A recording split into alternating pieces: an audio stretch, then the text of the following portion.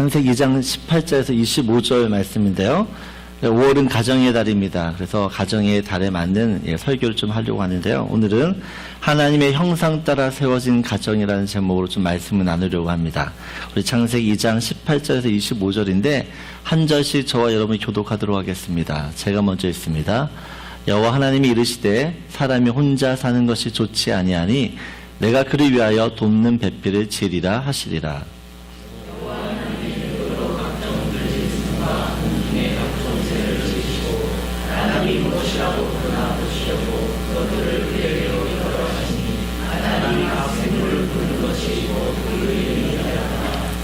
아담의 모든 가축과 공중의 새와 들의 모든 짐승에게 이름을 주니라. 아담이 돕는 배필이 없으므로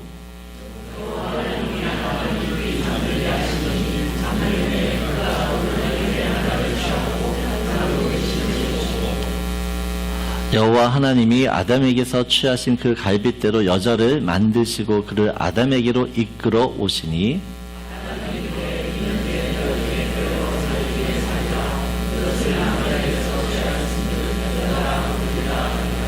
이러므로 남자가 부모를 떠나 그의 아내와 합하여 둘이 한 몸을 이룰지로다. 아담과 그의 아내 두 사람이 벌거벗었으나 부끄러워하지 아니하니라. 아멘. 모든 물건은 어떤 목적을 가지고 만들어집니다. 가령 여기에 스탠드가 있습니다.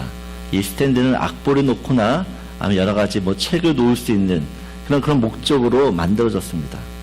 이 스탠드를 가지고 드럼처럼 사용하진 않습니다. 어떤 사람은 이 스탠드를 가지고 흉기처럼 사용할 수 있겠죠.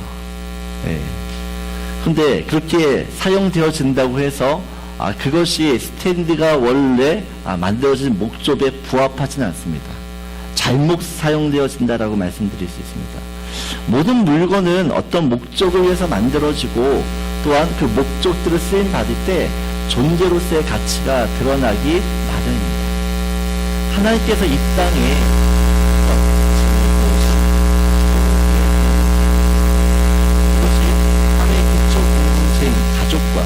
또한 예수의 핏값으로 쓰여진 교회입니다.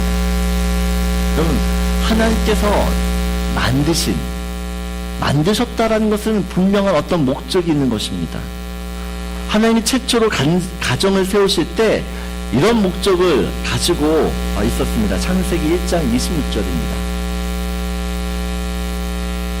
우리 한 목소리 같이 읽도록 하겠습니다. 하나님이 이르시되 우리의 형상을 따라 우리의 모양대로 우리가 사람을 만들고 그들로 바다의 물고기와 하늘의 새와 가축과 온 땅과 땅에 기는 모든 것을 다스리게 하자 하시고. 오늘 보게 되어지면 하나님이 사람을 만드신 목적이 무엇이라고 이야기합니까? 하나님의 지으신 피조 세계를 다스리고 하기 위해서 사람을 만드셨다.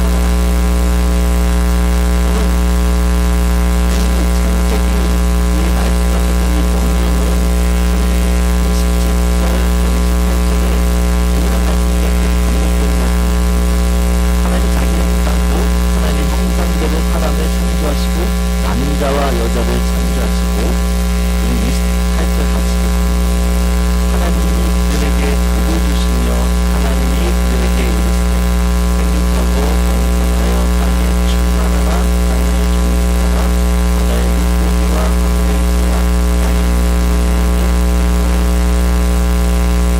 그들의 이 성경에 어떻게 해요? 충만하라, 정복하라, 다스리라. 이거는 하나님이 인간에게 주셨던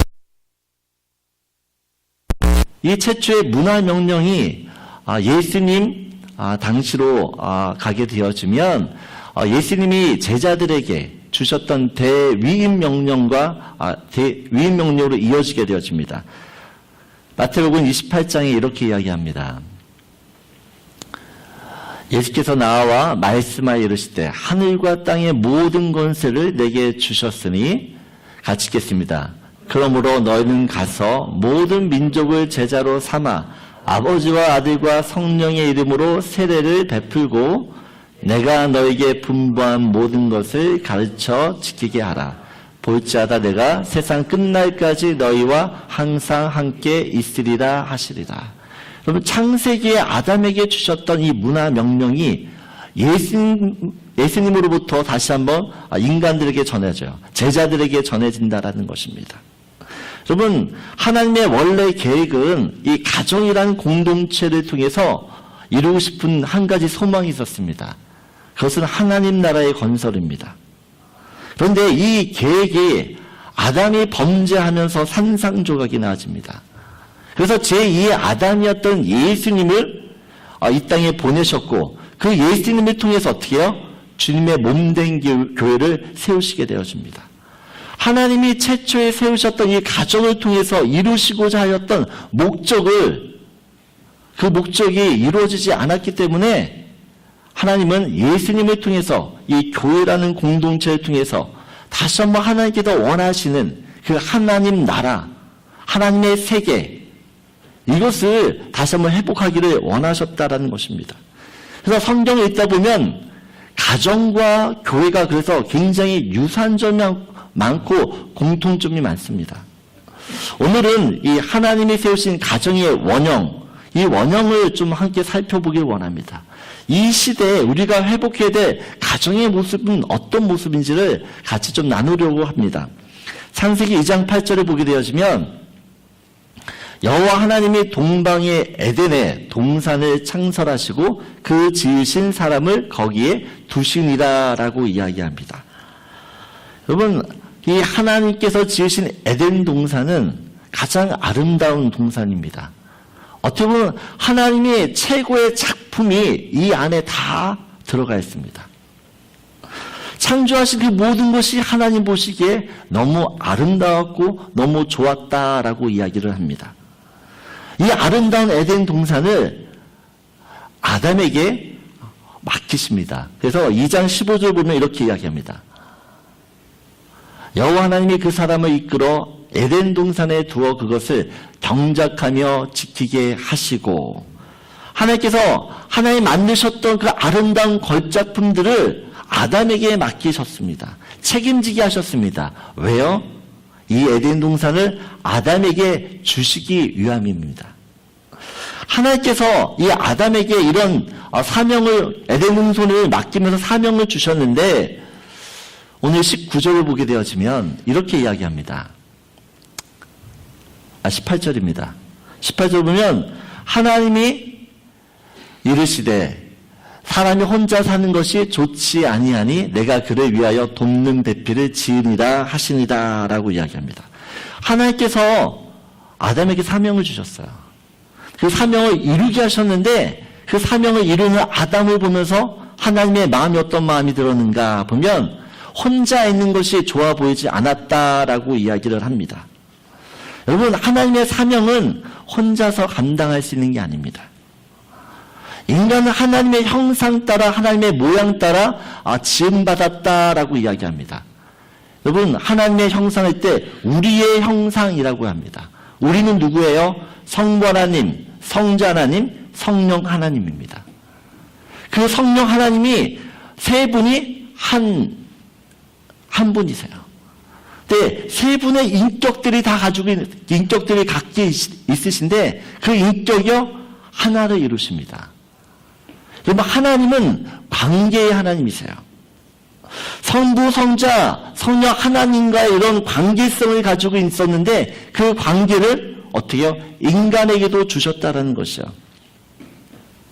여러분, 사람이라는 것은 사람과 사람 사이에 관계가 있을 때만 그 존재의 의미가 생긴다라는 것이에요. 한자의 사람인을 보게 되어지면 어떻게 해요? 사람과 사람이 기대어 있는 것을 사람인이라고 이야기합니다. 그 인간이라고 이해할 때 그 인간은 사이간, 사람과 사람 사이에 있는 그 모습을 인간이라고 이야기해요. 여러분, 사람은 태생이 관계를 통해서 관계를 통해서만 존재할 수밖에 없는 그런 본질적인 관계의 사람이라는 것이에요. 그래서 사람과 사람 사이 이런 관계를 통해서만 인간은 성숙해지고 또 인간다워질 수 있습니다. 그래서 어떻게 보면 아담에게 있어서 하와가 옆에 있는 것은 당연한 일입니다. 근데 하나님께서 언제 이 하와를 아담에게 주셨냐라는 것이에요. 에덴 동산에서 아담과 하나님께서 함께 하셨던 한 가지의 일이 있습니다. 그 일을 마치신 후에 아담에게 하와를 주십니다. 그게 2장 19절인데 2장 19절을 우리 함께 같이 읽도록 하겠습니다. 여호와 하나님이 흙으로 각종 들짐승과 공중의 각종 새를 지으시고 아담이 무엇이라고 부르나 보시려고 그것들을 그에게로 이끌어 가시니 아담이 각 샘물을 부르는 것이 곧 그 이름이 되었더라. 여러분 지금 하나님께서 아담에게 무엇을 시키십니까? 아담에게 각종 짐승들의 이름을 네이밍을 할 수 있도록 명하십니다. 아담이 호랑이 하면 호랑이가 되는 것이에요. 독수리 보면서 독수리 그러면 독수리가 되는 겁니다. 바다의 고래를 보면서 너는 고래, 그럼 고래가 되는 것입니다. 여러분 아담이 이 각종 짐승의 이름을 지을 때 생각나는 대로 대충 지었을까요? 아니면 정말 고민하면서 지었을까요? 네? 어떻게 지었을 것 같아요? 여러분 같았으면 여러분이 아담이라고 하신다 그러면 마음대로 짓겠어요? 호랑이 보고 원숭이, 네? 고래 보고 송사리. 여러분 이름을 짓는다라고 하는 것은 어떻게 보면 창조 행위와 마찬가지예요. 여러분 어떤 물건을 만들고 마지막에 하는 작업이 네이밍 작업입니다. 이름을 붙이는 과정이에요. 이름이 정해져야지만 그 어떤 물건에 어떻게 보면 물건이 완성됐다라고 이야기할 수 있습니다. 여러분들이 아이들의 이름을 지을 때 그냥 막 지으셨어요? 개똥이 이렇게 짓지 않잖아요. 고심고심하면서 짓잖아요. 그 고심고심하면서 이름을 지을 때 여러분이 그 이름을 부를 때 그 마음이 어떠셨어요? 그 내가 고심해서 지었던 그 이름을 불렀을 때 행복하다라는 것이에요. 여러분 지금 하나님께서 아담에게 각종 짐승들의 이름을 짓게 하신 이유가 있습니다. 그 이유는 아담과 함께 창조라는 것을 어떻게 보면 완성하고 싶었기 때문에 그렇습니다. 여러분 어떻게 보면 천지창조는 아담이 그 짐승들의 이름을 지으면서 완성되었다고 해도 과언이 아닙니다. 아담이 하나님이 지으신 그 동물들의 이름을 지으면서 어떻게 보면 천지창조가 완성되어진 것입니다. 여러분 그 천지창조의 누구를 지금 아담을 하나님이 초청하신 것이에요. 그 일을 맡기신 것이에요. 그 이름을 지었을 때 이 아담이 얼마나 기뻐했냐는 것이야. 얼마나 행복했냐는 것이에요. 그 아담을 바라보면서 또 하나님 얼마나 기분 좋았을 겁니까? 여러분 저희 아이가 저희 가끔씩 커피를 에스프레소 머신에서 내려 먹습니다. 언젠가 저희 셋째 아이가 찾아와서 자기도 커피를 한번 내려보고 싶대요. 그래서 제가 커피 다 갈고 이거 다 이렇게 눌러가지고 다 끼웠어요. 그리고 한 가지 시켰습니다. 그 스위치 한번 이렇게 돌리니까 커피가 내려오잖아요. 커피가 다 내려왔을 때 다시 한번 커피를 그 스위치를 다시 돌려 원상태로 돌렸어요. 그래서 제가 야 커피 다 만들었어. 그랬더니 갑자기 이 아이가 하는 말이 내가 커피 만들었어. 그러면서 막 형들한테 올라가는 거예요. 자기가 했다라는 것이에요. 그러면 지난주에 우리 전도사님이 선발을 만들었어요. 사랑이 오자마자 저희한테 그래. 저희가 이거 만들었어요. 우리가 이거 만들었어요. 그래요. 뭔가를 도와줬겠죠. 여러분 그 아이의 모습을 보면서 야 어떻게 네가 만들어서 내가 만들었지 기분 나빠하겠어요? 아니죠. 하나님이 인간에게 그 이름을 짓게 하시고 그 이름을 짓는 그 모습을 바라보면서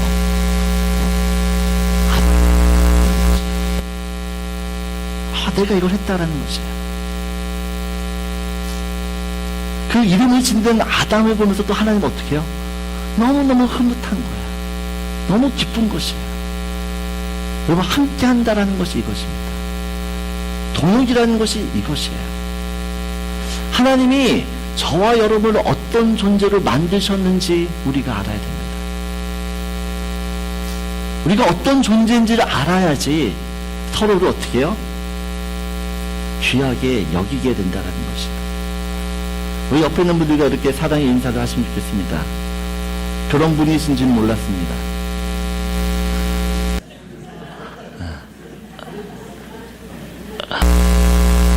한 번 더 인사합니다. 앞으로 잘하겠습니다.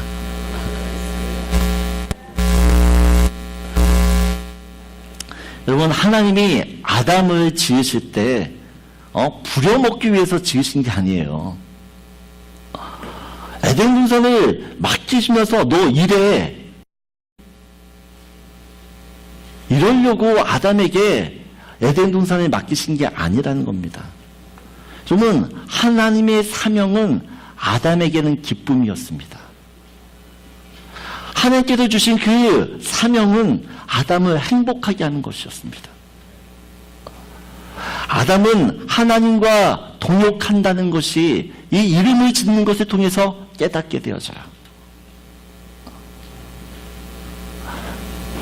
저 뒤에도 계신 안내 좀 해주세요.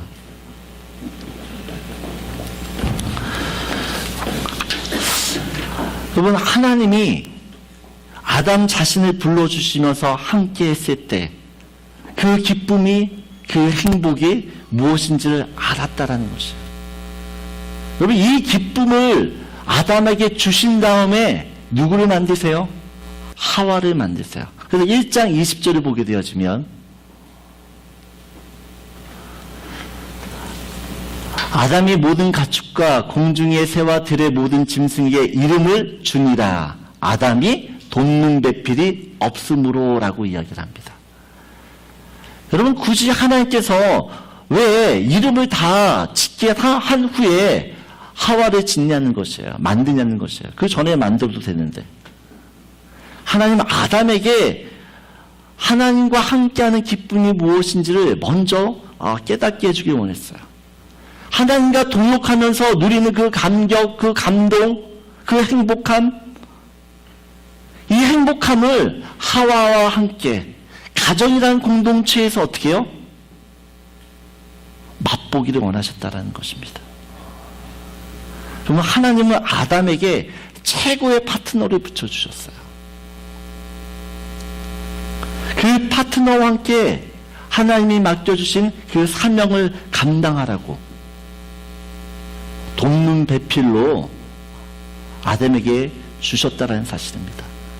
그래서 여러분, 태초에 이 가정이라는 공동체는 어떻게 보면 기쁨의 공동체였습니다. 왜냐니까 우리 창세기 2장 23절을 보게 되면 아담이 이런 함께 한다라는 그 의미를 깨닫고 하와를 처음 만나자마자 하는 이야기가 무엇이에요? 이는 내 뼈 중에 뼈요, 살 중에 살이라. 여러분, 아담이 하와를 보면서 감탄을 하는 것이에요. 첫눈에 반했다라는 것입니다. 여러분, 저는 저희 아내를 첫눈에 반했습니다. 저희 아내는 저를 보는데 첫눈이 아니라 나중에 반했어요. 여러분, 이 태초에 하나님께서 주신 이 가정이라는 공동체는 서로만 봐도 기뻤던 것이에요. 서로만 봐도 행복했어요. 그리고 하나님께서 주신 이 태초의 가정이라는 공동체는 관계의 공동체였다는 거, 관계. 하나님과 인간 사이의 관계. 사람과 사람 사이의 관계. 그리고 사람과 인간과의 관계. 이 관계를 통해서 어떻게 해요? 하나님이 기쁨을 주세요. 관계 가운데 하나님이 주시는 은혜가 있다는 것입니다. 그리고 이 관계는 결국에는 하나님의 사명을 이룰 수 있는 그런 사명 공동체로 이어진다라는 것입니다. 하나님은 아담과 함께하는 것이 좋았습니다. 하나님은 아담과 교제하기 위해서 그 인간을 만드셨어요. 교제하실 뿐만 아니라 어떻게 해요? 하나님의 이 사역들을 같이 할 수 있도록, 동역할 수 있도록 그를 불러주셨다는 것이에요. 그에게 일을 맡기면서 행복했고, 일을 하고 있는 그 아담도 자기도 행복했다는 것이에요. 아담이 하나님이 지으신 피조 세계를 보면서 즐거웠고 기뻤습니다. 내가 이름을 주어준 그 동물들의 이름을 내가 불러가면서 관계를 맺는 것이었어요. 그리고 하나님이 짝지어 주신 그 하와와 함께 서로 살면서 서로 도우면서 그들은 하나님이 주신 기쁨들이 그 안에 충만히 일어났다는 것을 보게 되어집니다. 이런 가정이었습니다. 태초의 가정은. 근데 이 태초의 가정이 죄로 인하여 결국에는 다 깨져버립니다. 하나님의 사명도 잃어버립니다. 관계가 깨어졌기 때문에 이제는 돕는 배필이 왼수가 되었습니다. 집에만 오면 행복해야 되고 서로 바라만 봐도 기뻐야 되는데 이제는 얼굴만 봐도 화가 납니다. 짜증이 나요.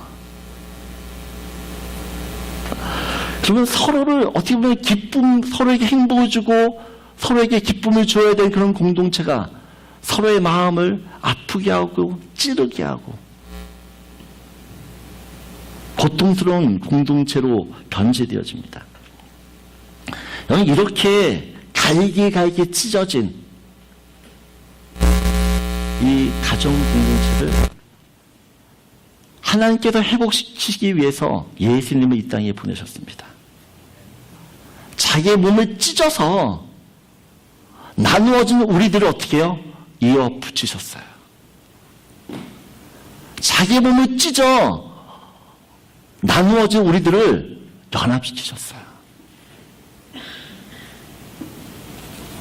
여러분, 가정도 그렇고 교회도 하나님의 형상 따라 하나님의 모양 따라 세우신 그 원래의 모습을 회복해야 될 줄 믿습니다.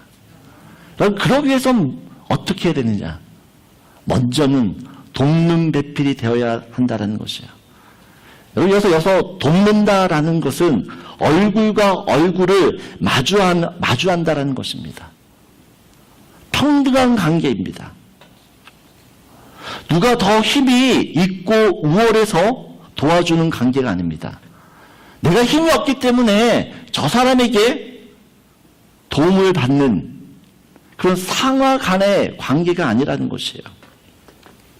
마치 거울에 비친 내 모습을 보는 것처럼 나의 반대편에 서서 나의 부족함을 채워주고 나를 온전케 해주는 그것이 바로 돕는 배필이라는 것입니다. 여러분, 하나님께서 하와를 지으실 때 아담의 어느 뼈를 취하셨다고요? 왜 갈비뼈를 취하셨을까요? 어떤 목사님이 이렇게 이야기합니다. 하나님이 아담의 머리뼈를 취하지 않으신 이유는 여자가 남자 위에 서지 않기 위해서라고 이야기를 하고, 하나님이 남자의 다리뼈, 이 발가락뼈나 이런 허벅지뼈나 이 무릎뼈를 사용하지 않는 이유는 여자를 남자 밑에 두시지 않기 위해서다. 옆에 있는 갈비뼈를 뽑았다는 것이에요. 왜요? 옆에 서서, 아담 옆에 서서 도우라는 것이에요. 여러분, 우리가 돕는다라고 이야기할 때 내가 무엇이 있어도 돕는 것이 아닙니다. 동등한 입장에서 서로를 도와야 되는 것이요. 그래서 기독교는 태초부터 남녀 평등을 이야기하고 있어요.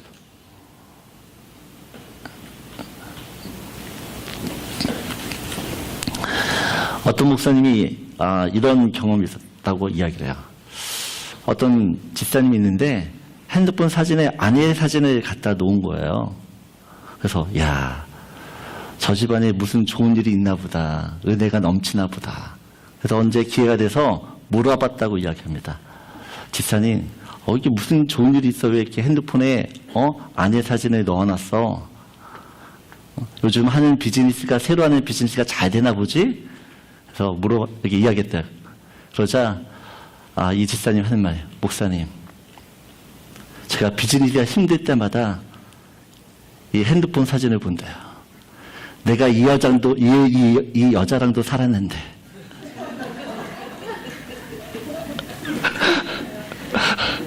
이 여자랑도 살았는데 이 비즈니스 내가 못할 게 뭐였냐. 여러분, 이런 관계에 대해서는 안 됩니다. 여러분, 하나님이신 예수님도 인간의 눈높이로 찾아오셨어요. 인간의 눈높이로.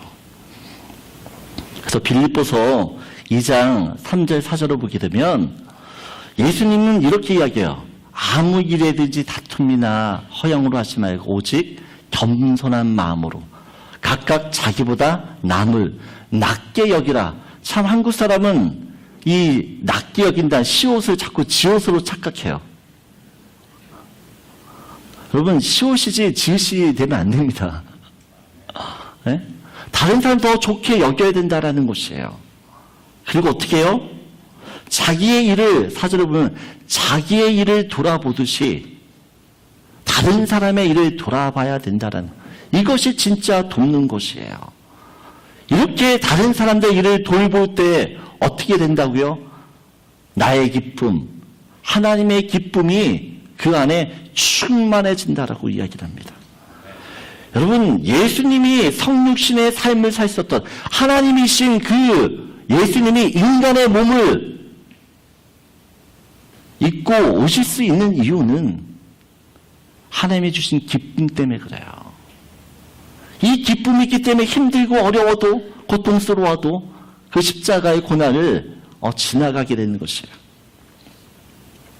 지난 한 주간 저는 참 행복한 시간을 보냈습니다.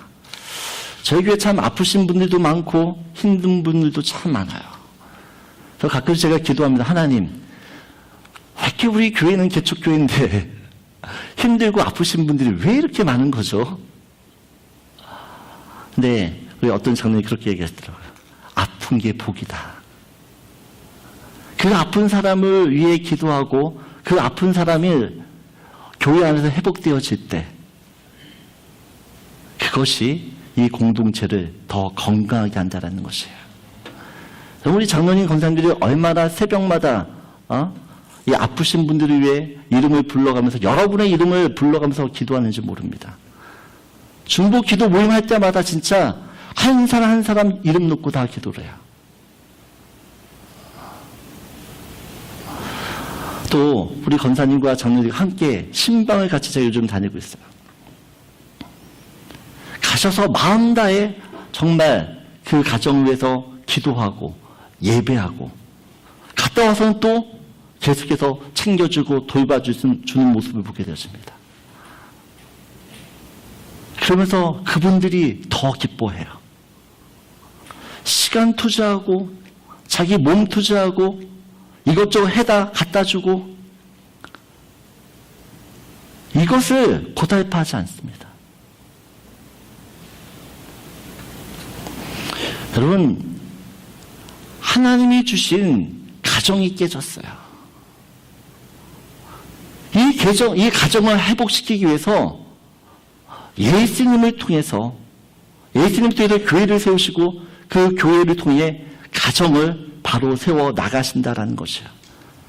가정에서 하지 못했던 그 일들을 교회가 담당하게 되었고 교회를 통해서 어떻게 해요? 가정이 회복되어지는 일들이 일어난다라는 것이에요. 여러분, 저는 교회의 식구가 돕는 배필인 줄 믿습니다. 내 옆에 있는 사람이 나를 돕는 배필이에요. 아담이 혼자 일하는 게 좋지 않아서 하나님이 같이 일을 할 수 있도록 하와를 주셨어요. 마찬가지로 저는 이번 한 주간 우리 장로님과 권사님들이 저에게는 돕는 배필이었어요. 그분들과 함께 신방 다니고 기도하면서 하나님이 주신 기쁨이 우리 가운데 충만한 것을 경험하게 되었습니다. 여러분, 저는 우리 교회 성도 한 분 한 분이 서로에게 돕는 배필이 되길 소원합니다. 여러분, 아담에게 있어서 하와는 없어서는 안 될 존재예요. 마찬가지로 여러분 옆에 있는 이 성도 한 분이 나에게서는 없어서는 안 되는 사람이에요. 그럼 배필이라는 것은 함께하는 것입니다. 좋을 때만 함께하는 것이 아니에요. 힘들고 어려울 때도 지칠 때도 함께하는 것이 진짜 배필이며 내 옆에 있는 그 배필로 인하여 나의 부족함이 채워지고 내가 온전해지게 되는 줄 믿습니다. 그리고 옆에 있는 분들과 이렇게 인사를 하기 원합니다. 당신이야말로 나의 진짜 배필입니다. 박준일 사님, 거기 말고.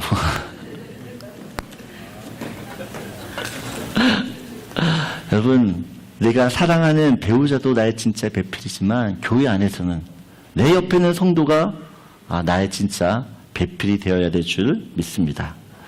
한 가지만 더 살펴보기 원합니다. 25절을 보게 되어지면 우리 25절 한 목소리 같이 읽겠습니다. 아담과 그의 아내 두 사람이 벌거벗었으나 부끄러워하지 아니하니라. 여러분, 아담과 하와가 같이 살면서 두 사람에게는 부끄러움이 없었다라고 이야기를 합니다. 저는 가정이나 교회는 서로 부끄러워하지 않는 관계가 되어야 될 줄 믿습니다. 이 부끄러워하지 않는 관계가 되기 위해서는 먼저 서로에게 부끄러운 짓을 하면 안 되겠죠. 그러나 인간은 죄인이기 때문에 나도 모르는 사이에 부끄러운 그런 행위를 할 때가 있다라는 것이에요. 그럴 때 세상은 그 부끄러운 행위를 들춰냅니다. 손가락질합니다. 정죄합니다. 비판합니다. 너는 왜 그러냐라고 이야기를 합니다. 오히려 그 사람의 인격을 난도질하고 그 사람의 무참히 밝혀지는 것을 보게 됩니다. 창피를 주고 수치를 주며 세상은 그렇게 우리의 잘못된 모습을 들춰내요. 근데 그럴 때 교회는 어떤 곳이 되어야 됩니까?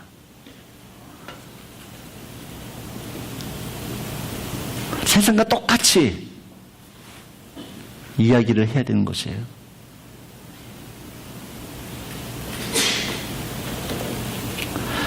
여러분, 하나님은 이 가정과 교회를 통해서 한 가지를 원하세요.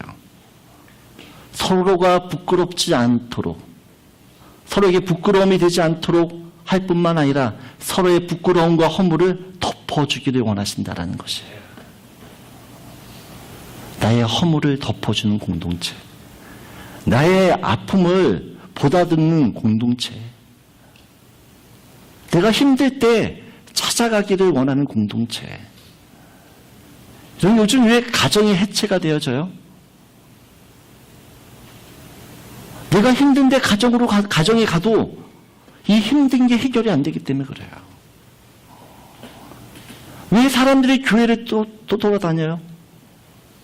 교회 안엔 다른 곳에서 왜 기쁨을 찾고 만족을 찾으려고 해요?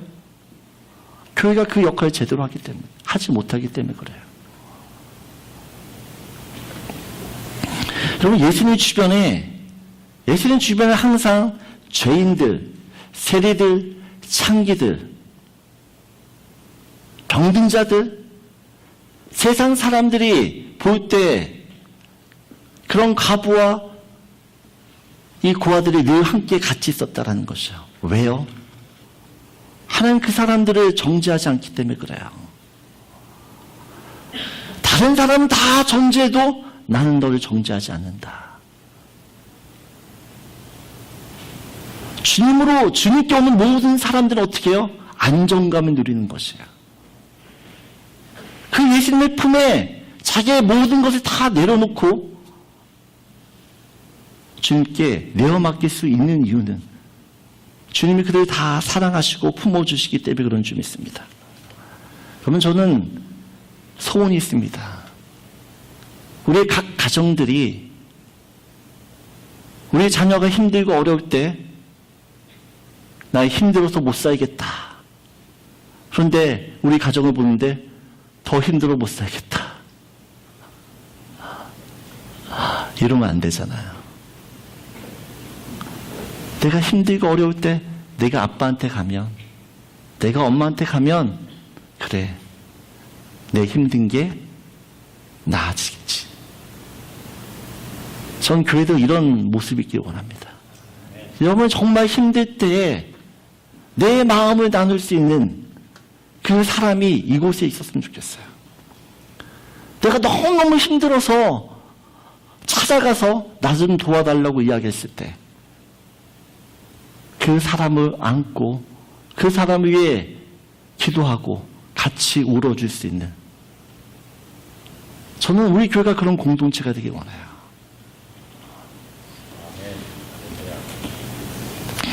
여러분 아무리 잘못해도 그 모든 것을 받아줄 수 있는 공동체가 진짜 건강한 공동체가 될 줄 믿습니다.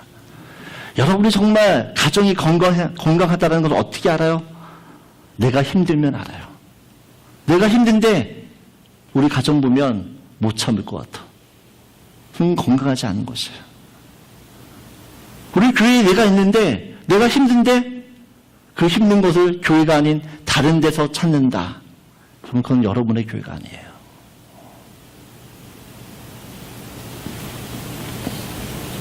여러분, 가정이든 교회든 벌거벗어도 문제가 없어야 진짜 가정이고 교회인 줄 믿습니다.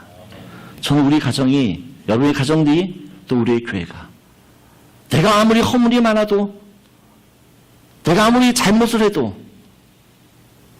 내가 아무리 죄가 많아도 나를 품어줄 수 있는 그런 공동체가 되길 원합니다.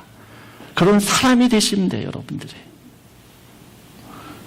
하나님이 세우셨던 가정의 원형은 일치였고 연합이었고 화합이었고 그 안에 사랑이 있었고 기쁨이 있었고 그 안에 서로 아름다운 동역의 관계가 있었습니다. 오늘 우리 교회 안에 또 우리 가정 안에 이런 태초에 하나님이 아담과 하와를 지으셨던 그 가정의 원형들을 회복할 수 있는 그런 가정과 교회가 되길 간절히 소원합니다.